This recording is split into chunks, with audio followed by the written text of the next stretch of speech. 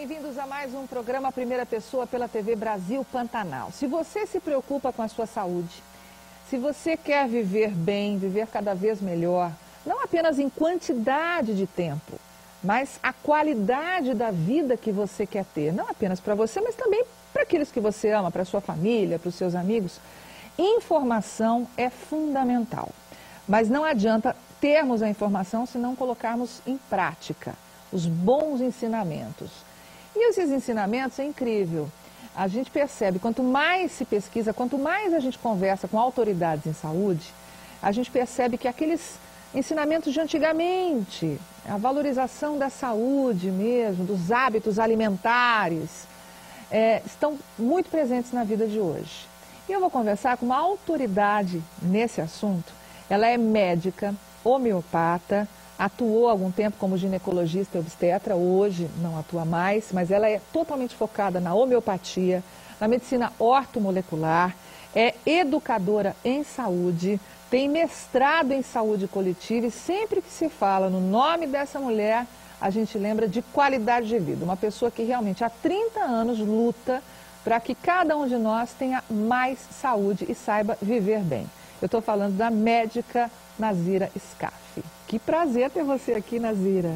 Obrigada. Você obrigada. é realmente uma autoridade, e muitíssimo respeitada. Quando a gente fala no seu nome, as pessoas, uau, doutora Nazira. E é muito bom, acho que é uma responsabilidade muito grande que você carrega, né, Nazira? É um pouco assustador essa maneira como você está falando, mas é um trabalho, né? Um trabalho a fazer e cada vez tem mais trabalho a fazer para tentar cuidar da saúde, né? Ensinar as pessoas a cuidarem de sua saúde. E ela está desenvolvendo esse trabalho, como eu disse, há 30 anos, e criou o Instituto Alima, onde procura, num trabalho coletivo, levar para mais e mais pessoas essas informações, essas noções e práticas saudáveis mesmo, no cotidiano. Então é alimentação, atividade física, mas com conhecimento angariado ao longo de pesquisas nos últimos 30 anos.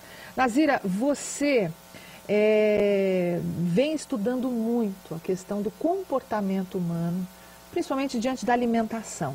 É a sua grande luta, né? Eu percebo, assim, pelas informações que eu tive aqui de você e pelo que eu já te conhecia, de outras pessoas que tratam com você, e, enfim, que te conhecem, a sua grande luta é a questão da alimentação. Como é que nós nos alimentamos hoje? Bom, a alimentação deixou de ser o que era há mais ou menos 30 anos, né? Com o advento da indústria alimentícia, da indústria química, que trouxe muitas contribuições, a gente, sem perceber no que ia dar, também transformou muitos alimentos, né? E a vida prática, a busca de mais conforto, fez com que a gente passasse a consumir alimentos prontos em detrimento de qualidade, né? Então, tanto a gente parou de cozinhar, parou de se reunir em torno do ritual de preparar o alimento, né? Que reúne as famílias, onde se trocam saberes, treinam as crianças para isso, né? A gente passou a consumir alimentos prontos.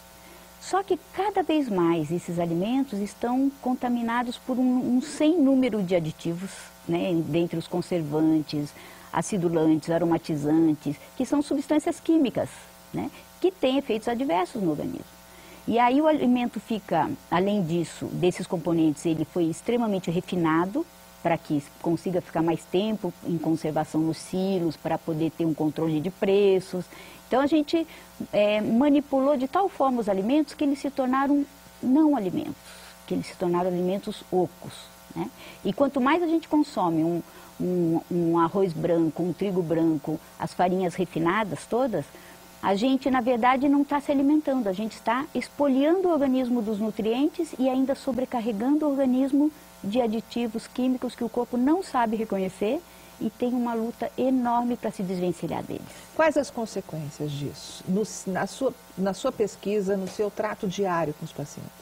Assim, eu sou médica há 30 anos e acompanho alguns que eu fiz o parto há 30 anos. E deu para observar que houve uma mudança no padrão de adoecimento, que me preocupou muito, né? Quando os jovens começaram a ter gordura abdominal, que não era comum, começaram a ter hipertensão, síndrome do pânico, colesterol alto e uma série de alergias e desequilíbrios metabólicos que não eram usuais na população, né?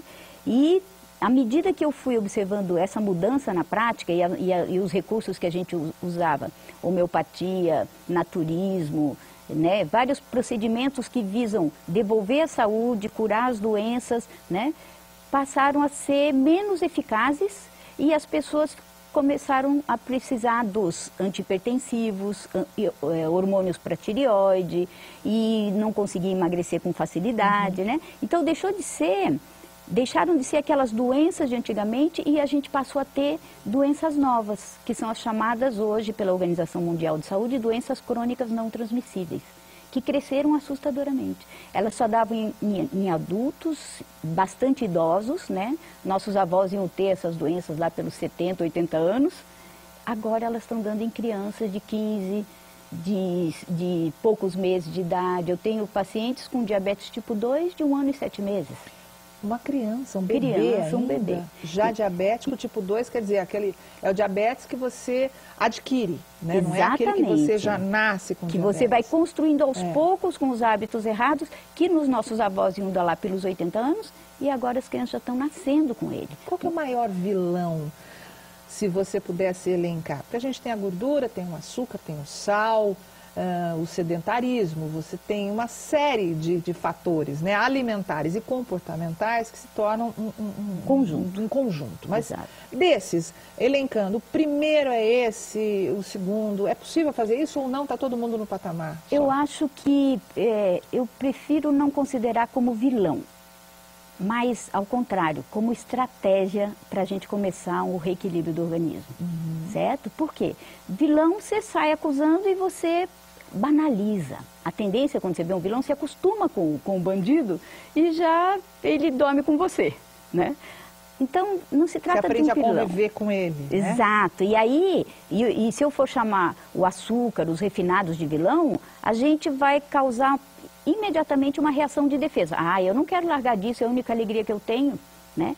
Mas de fato o açúcar e os refinados são alguns vilões, certo? Importantes a serem considerados. Mas eu os uso como estratégia para recuperar o organismo. Reduzindo, ao tirar o uso deles por algum período, o organismo se recupera tanto que isso dá chance para a pessoa raciocinar, porque o cérebro dela funciona melhor, ela fica menos dependente de outros alimentos, ela diminui a compulsão por comer o que aparece, na hora que aparece, ela consegue ter um controle quando está nos coquetéis, nas festinhas, certo? E aí isso possibilita a gente ensinar os outros elementos importantes a serem corrigidos na alimentação. Por exemplo, o açúcar. A gente sabe hoje em dia que praticamente todas as comidas que são armazenadas, né, aquelas de longa duração, elas têm que ter açúcar, elas têm que ter sal, tem que ter uma série de coisas. Mas o açúcar, propriamente dito, na retirada dele, o que é que pode já melhorar no organismo? O açúcar age como como um sedativo muito forte. Ele é uma droga que atua, né, uma substância química que atua no nosso cérebro imediatamente. Porque ele é a fonte do principal combustível para o cérebro funcionar. E o cérebro comanda todas as funções orgânicas, certo?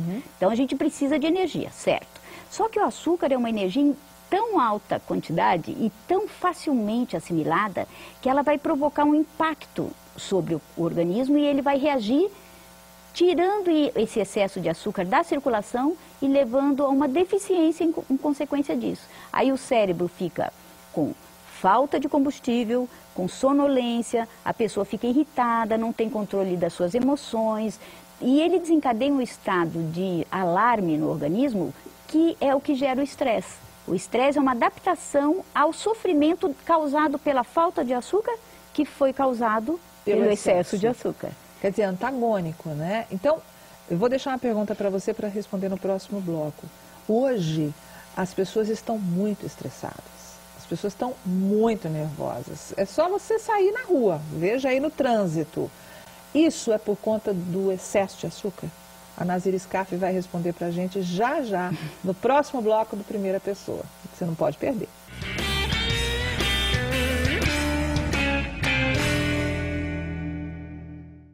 Primeira Pessoa de volta hoje tendo uma aula sobre estilo de vida, sobre alimentação principalmente, com a médica homeopata e também ortomolecular Nazira Scaff. Nazira, deixei uma pergunta para você no bloco anterior, querendo saber se a quantidade de pessoas hoje estressadas, o número de estresse, de pessoas que hoje sofrem de estresse, é motivado pelo açúcar, pelo excesso de açúcar que as pessoas têm consumido? Primeiro vamos entender o que significa a palavra estresse. Estresse é adaptação. Estresse é a reação que o organismo tem diante de um conjunto de fatores agressores, certo? Então, excesso de atividade mental gera estresse, certo? As pessoas trabalham demais hoje, à frente do computador, tem atividade mental também ocasionada por conta de compromissos, de ansiedades em conseguir alcançar coisas. Isso também é um trabalho mental. Isso, na verdade, o estresse, então, só para voltar, ele é adaptação, certo? Há algumas coisas que estão agredindo o organismo. Uhum. Quais coisas? Problemas no casamento, tensão com o emprego, o frio, o calor, certo? Todos são os fatores agressivos aos quais o corpo tem que reagir. Uhum. Alimentos tóxicos, alimentos intoxicados, alimentos sem nutrientes, falta de nutrientes, portanto, são todos fatores agressores. O organismo reage com um conjunto de reações defensivas que é, na verdade, o que é o estresse. Então, não é correto dizer, eu sou estressado, certo? Eu estou estressado porque eu tenho um conjunto de fatores a me agredirem. Agora, a vida corrida, o trânsito, problemas no casamento, problemas com dinheiro, são simplesmente coisas da vida. Uhum. E nós, ao tentar reagir aos fatores agressores outros, que nós podemos remediar, que nós podemos tirar, nós nos tornamos incapazes para lidar com a vida como ela é. Então, filho passa a ser problema, uma mãe que mora na Dom Aquino, tem que levar o seu filho até o Dom Bosco, aí passa no cabeleireiro, aí passa na academia, vai fazer uma comprinha, compra carne, leva para casa, sua empregada vai cozinhar, e ela volta, toma um banho e volta para pegar o filho. Se ela tiver com o metabolismo desequilibrado, isso é estresse. Esse percurso, essa atividade simples que ela tem que fazer da vida é estresse. Com toda a facilidade, dentro de um carro, com tranquilidade. Exato. Ela passa, estou estressada, estou com um problemão. Exatamente. Aí ter filho é problema, casamento é problema, dificuldades no relacionamento, no trabalho são problemas. Tudo vira problema, por quê? Porque eu estou incapaz para lidar com a vida normalmente. Uhum. Então, quando a gente propõe uma reeducação que começa pela alimentação, passa pela atividade física, passa pelo uso dos sentidos, né? Do olfato, do paladar, descobrir a vida, descobrir determinados os fatores alimentares outros que estão na vida, que não são alimento propriamente dito, quando a gente aprende a pensar, a refletir, a controlar as emoções, então nós não temos por que ter estresse. Você falou uma coisa interessante, o uso dos sentidos, né? Nós temos 5 sentidos. Vocês já repararam que parece que só o paladar é que está sendo, né? Está sendo colocado em prática ultimamente. Onde é que você consegue detectar, vou usar outra vez o termo vilão, mas a influência que nós, né, sofremos da indústria? Porque a gente tem que saber, tem que ter essa informação. Né, de que a indústria vem e bombardeia, criando necessidades, né, no ser humano de consumir o refrigerante, de consumir aquele produto industrializado, de levar o leite de caixinha, e aí? Comprar determinado tipo de carne, porque aquela tem procedência. Como é que podemos reagir a isso? E você faz um trabalho de informação muito importante. A gente precisa treinar a observação, certo? Isso é filosofar, por exemplo. Os gregos começaram a observar que um trovão não era um deus, mas era um fenômeno da natureza, e passaram a ter medo dele. Perderam o medo dele, do deus trovão, certo? Né? Passaram a ter mais controle sobre as coisas. Uhum. O que nós precisamos é voltar a pensar, né? É não comprar muito barato, ou não aceitar tudo que entra pela televisão, pelos meios de comunicação todos, porque quem divulga isso é quem tem interesse em vender, certo? E nós temos que perceber se nós somos só consumidores passivos ou se nós somos seres pensantes, não é? Então, quando a gente começa a observar a rapidez da mudança de alguns alimentos, a gente tem que desconfiar, não é? Quando a gente vê tudo prático, tudo pronto, tudo empacotado, né? Até um momento nós ficamos deslumbrados, né? Com tanta facilidade. Quando surgiu o McDonald's aqui, eu fui com meus 4 filhos felizes para o McDonald's em Campo Grande, né? Mas depois a gente começou a ver que isso não estava muito certo, né? Você conhece a história do lanche eterno? Uma jornalista nova-iorquina, ela é artista plástica e jornalista, fotografou durante 2 anos um sanduíche com batata frita e tal, e ela deixou na geladeira, em cima da geladeira, por 2 anos, fotografando todo dia. O mesmo sanduíche? O mesmo sanduíche, a mesma batata frita. Em 2 anos ele não deteriorou nada. Fora da geladeira? Nada. Se você procurar lanche eterno, você vai ver essa pesquisa.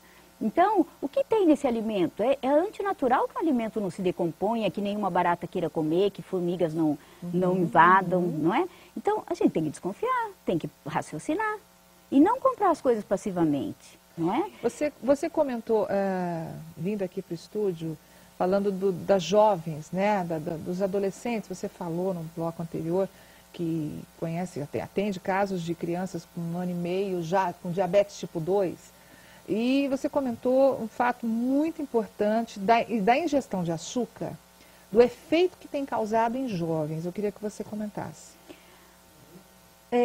Como ginecologista, eu comecei a observar, inclusive foi num congresso, onde eu falava de ovário policístico e homeopatia, e o meu colega de mesa, no Congresso Brasileiro de 99, falava do uso da metformina para tratamento de ovário policístico. Metformina é um medicamento para usar no diabetes tipo 2, certo? Para tratar o ovário policístico, aí que eu fiz o link do quanto o excesso de insulina, que a metformina trata, o excesso de insulina estava causando ovário policístico.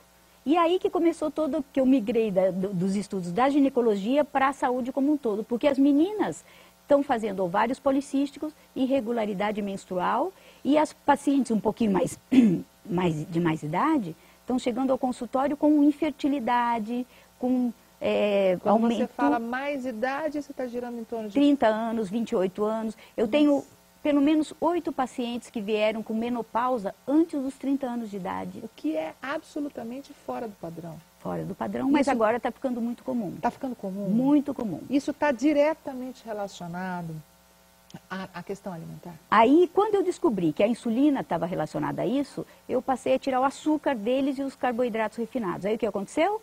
Menstruação regularizou, infertilidade recuperou boa parte. As menopausas precoces, boa parte recuperaram. Então, certo? quer dizer, não é uma sentença definitiva. Não é, por quê? Porque, na verdade, essas doenças, são falsas doenças. Elas são sintomas de um desequilíbrio metabólico. Tirado a causa agressora, o desequilíbrio curado, essas doenças vão desaparecer. Assim como também é a reação de defesa do organismo, a hipertensão, o colesterol alto, que mais? As enxaquecas.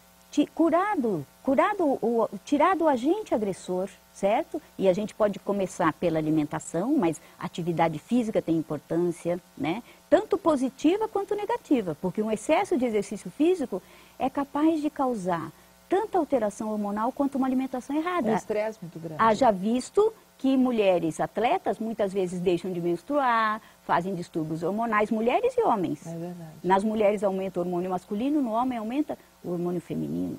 Tudo que é em excesso faz mal. É isso que a gente conclui mais uma vez com Nazir Scaff, médico homeopata e ortomolecular, aqui conversando com a gente. Um breve intervalo, a gente volta para o terceiro e último bloco. A conversa está boa, está rendendo aqui, tem tanta coisa para perguntar. Vamos falar do Instituto Alima? A gente volta já já.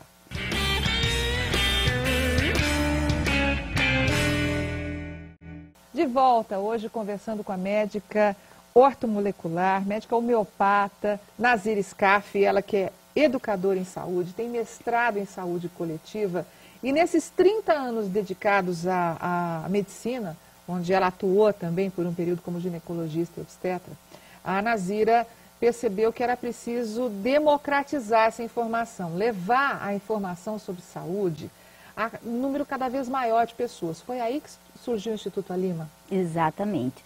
A gente desenvolveu um método de acompanhamento mensal das pessoas, onde era possível treiná-las, educá-las, passar informação, observar um modo de fazer a mudança, quais as dificuldades as pessoas têm no cotidiano. E diante dos resultados de melhora das doenças crônicas, assim, muito evidentes, a gente resolveu democratizar. Por quê?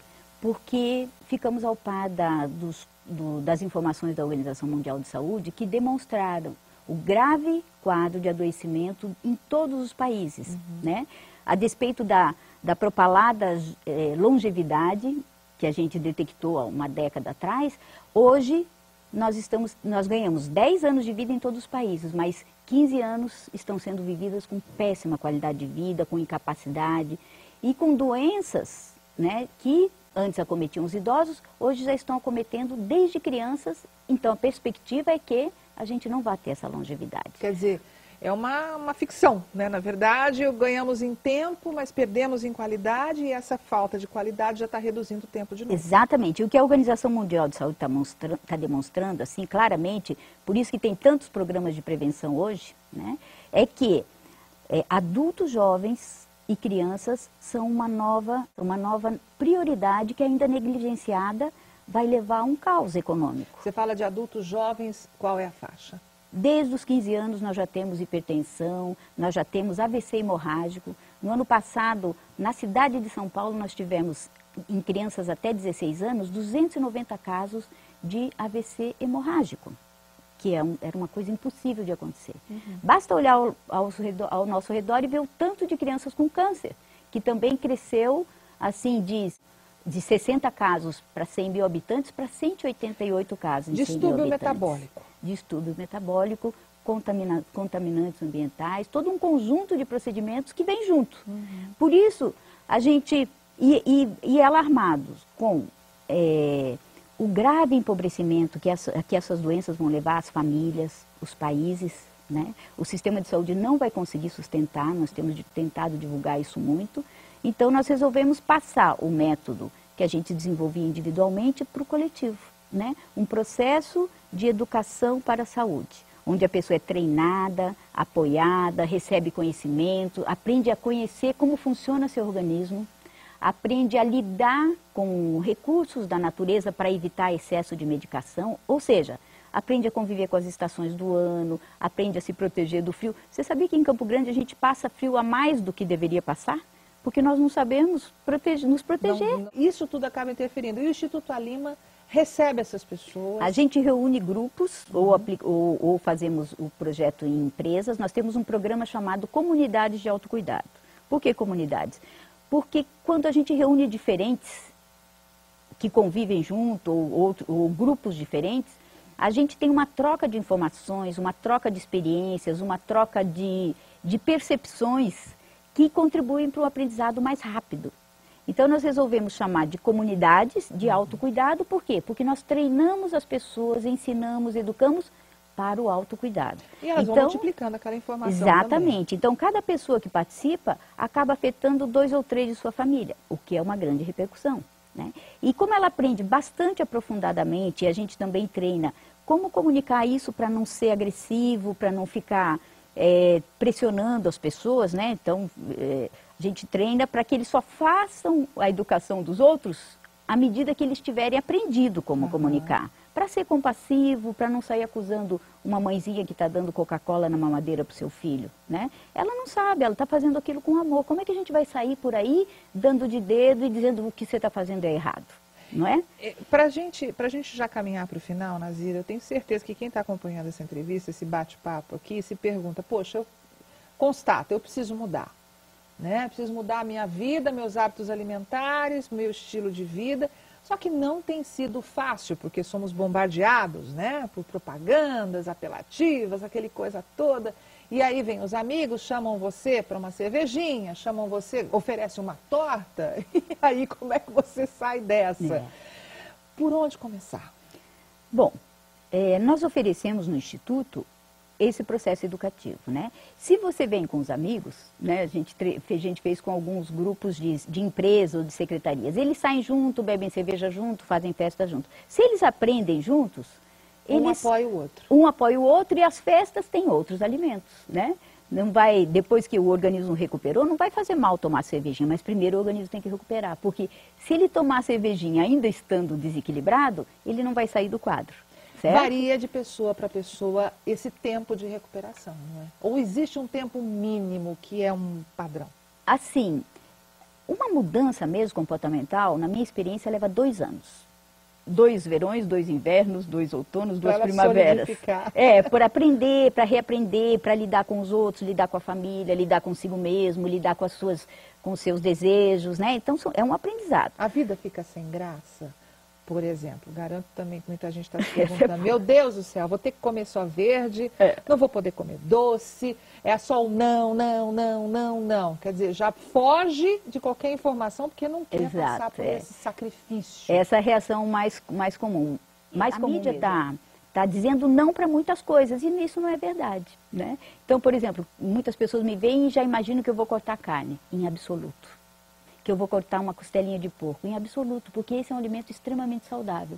Principalmente se a gente conseguir cuidar da qualidade desse porquinho ou desse boizinho, se é um boi que pasta verde, certo? Então a gente a gente volta à comida dos nossos antepassados, muito mais gostosa, certo? Menos enlatada, mais saborosa. E agora, quem precisa de açúcar e diz que o açúcar é a maior alegria de viver, esse está muito mal. Uma pessoa para de comer açúcar, por exemplo, para citar um dos ícones que a gente trabalha, ela ganha tanto mais energia, mais disposição, mais alegria de viver, menos estresse, menos sensação de irritabilidade, de falta de paciência. E aí vai conseguir fazer boas escolhas. Exatamente, vai ter principalmente mais discernimento. E é por isso que a gente chama Instituto Alima, que Alima é uma palavra do sânscrito que significa consciência abrangente, porque são muitos conhecimentos, e saúde e consciência, porque sem consciência a gente não tem saúde. Maravilha, né? Não é à toa que Nazira Scaff é realmente uma referência quando se fala em homeopatia, medicina ortomolecular. Ela é educadora em saúde e é realmente uma autoridade e é muito gostoso bater um papo com você, Nazira. Se eu tivesse mais meia hora, seria pouco para a gente conversar. Obrigada, Carmen. Obrigada, parabéns pelo trabalho que você tem feito e que bom que você está levando isso a um número cada vez maior de pessoas. Tá bom? Obrigada, viu, Nazira? Gostaram?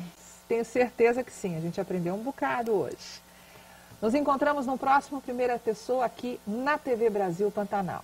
Até lá.